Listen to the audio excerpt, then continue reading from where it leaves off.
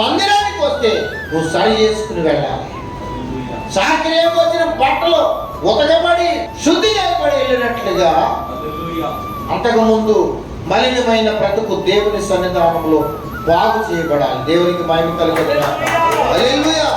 Hebrew పత్రిక 10:22 చూడండి.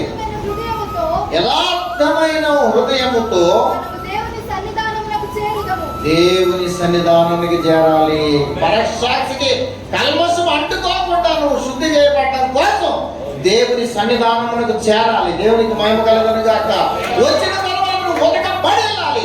వచ్చిన తర్వాత సరి చేయబడి వెళ్ళాలి. వచ్చిన తర్వాత నీవు ఇక్కడ బాగు చేయబడి వెళ్ళాలి. మెకానిక్ షెడ్కి పాడైపోయిన బండి అడుగుతుంది, మళ్ళీ అది బాగు చెప్తుంది. హాస్పిటల్కి అనారోగ్యంగా వెళ్తాడు, మళ్ళా ఆరోగ్యంగా వస్తాడు.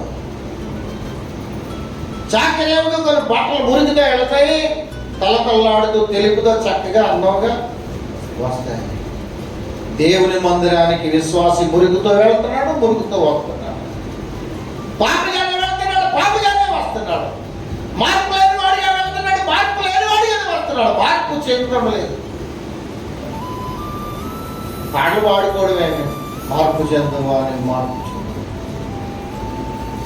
అంటే మనం ప్రతి పాటలు పాడుకున్నాం.